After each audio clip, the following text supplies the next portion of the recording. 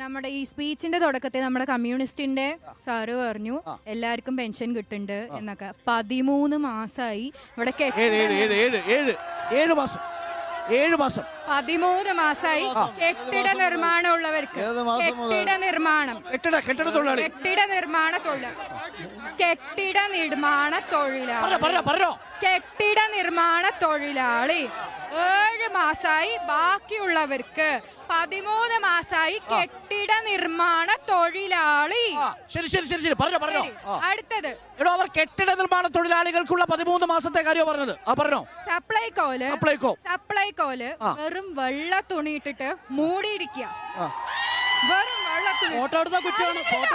സാധനങ്ങളില്ല, വെള്ള തുണിയിട്ട് മൂടിയിരിക്കുക. എന്നിട്ട് പാവങ്ങളുടെ നെഞ്ചത്ത് ചവിട്ടിയിട്ട് അപ്പുറത്തും തട്ടിക്കളിക്കുക. ലെവലിന് ഇവിടെ അവിടെ അമ്പലം കെട്ടിപ്പണിയുക, അതിന്റെ മേലെ കൂടി പള്ളി കെട്ടിപ്പണിയുക, അങ്ങോട്ടും ഇവിടെ BJPയും കമ്മ്യൂണിസ്റ്റും കൂടി തട്ടിക്കളിക്കുക പാവങ്ങളുടെ നെഞ്ചത്ത് ചവിട്ടിയിട്ട്.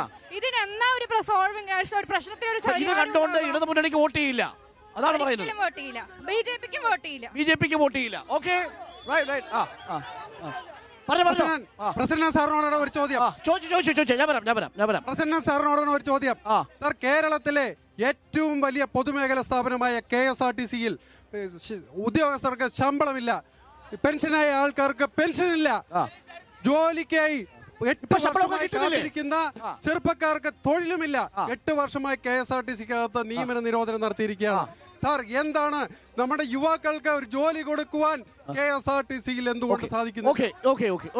ഇവിടെ ആരാ സംസാരിക്കുന്നത്? പറഞ്ഞോ. ചോദ്യം ആരോട് തുടങ്ങിയോ? കോൺഗ്രസിന്റെ പ്രതിനിധിയോടാണ്. സജേഷോട് ചോദിച്ചോ.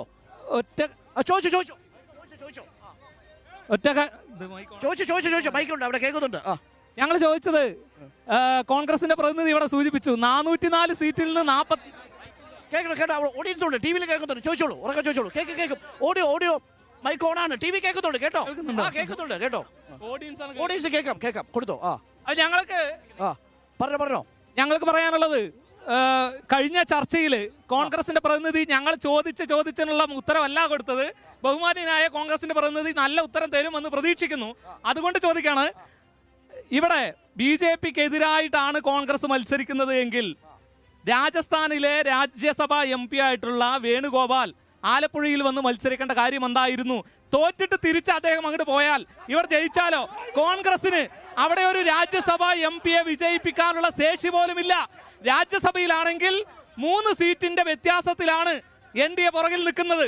അതുകൂടി ആലോചിക്കണമായിരുന്നു. 4ൽ 3 ഭൂരിപക്ഷം കിട്ടിയാൽ ഭരണഘടന പോലും ഇല്ലാതാക്കുമെന്നിരിക്കെ അത്യാർത്ഥിമുണ്ട് ഇവിടെ BJPക്കെതിരായി മത്സരിക്കുക എന്നതിൽ നിന്ന് മാറി CPM ഒരു അജണ്ടയായി KC വേണുഗോപാലിനെ പോലുള്ള ഒരു ദേശീയ നേതാവ് മാറാൻ പാടുണ്ടോ? ഇത് കോൺഗ്രസിന്റെ പാപ്പരത്വമല്ലേ? BJP ഒരു നിമിഷം മറുപടി പറയല്ലേ സാർ? അവസാനം ഒരുമിച്ച് പറഞ്ഞോ. അന്നം തരുന്ന കർഷക ജനത ഇവിടെ ചിറ്റൂരിൽ അനുഭവിക്കുന്ന ഒരു വേദനയെ കുറിച്ചാണ് പറയുന്നത്.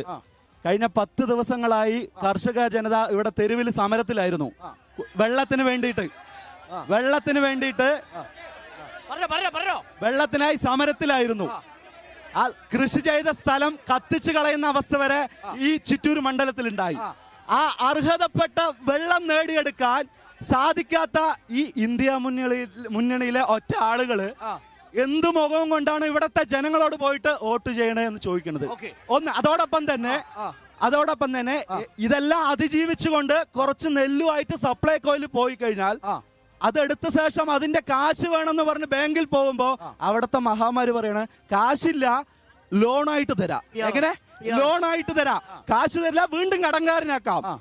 ലോണായിട്ട് തരാമെന്ന് ഒരു ഉളുപ്പുമില്ലാതെ പറഞ്ഞുകൊണ്ട് ഇവിടത്തെ കർഷക ജനതയെ മുഴുവൻ ആത്മഹത്യയുടെ വക്കിലാക്കിയ ഈ ഇന്ത്യ മുന്നണിക്കാര് എന്ത് മുഖവും കൊണ്ടാണ് ഇവിടെ ജനങ്ങളോട് വോട്ട് ചോദിക്കാൻ വരുന്നത് എന്ന് പറയണം. അപ്പൊ ഇന്ത്യയിലെ ബാക്കി ആത്മഹത്യ ചെയ്യുന്ന കർഷകരുടെ കാര്യത്തിൽ ആര് ഉത്തരവാദിത്വം എടുക്കും?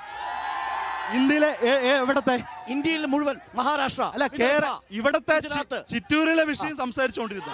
അല്ലല്ല, മൊത്തം ഇവിടുത്തെ നമ്മൾ LDFിനെയാണ് ദേശീയ തലത്തിൽ മൊത്തം ഇവിടുത്തെ പ്രശ്നങ്ങളൊന്നും ചർച്ച നടക്കുന്നത്. ഓരോ ചോദ്യങ്ങളുടെ മറുപടി ആദ്യം നമ്മൾ എടുത്തിട്ട് വരാം. ആദ്യം നമ്മൾ സജീഷിൽ നിന്ന് തുടങ്ങാം. സജീഷ്, താങ്കളോടുള്ള ചോദ്യമായിരുന്നു, ദേശീയ രാഷ്ട്രീയത്തിലുള്ള പ്രസക്തിയുള്ള ചോദ്യമാണ് ചോദിച്ചത്. എങ്ങനെയാണ് മറുപടി?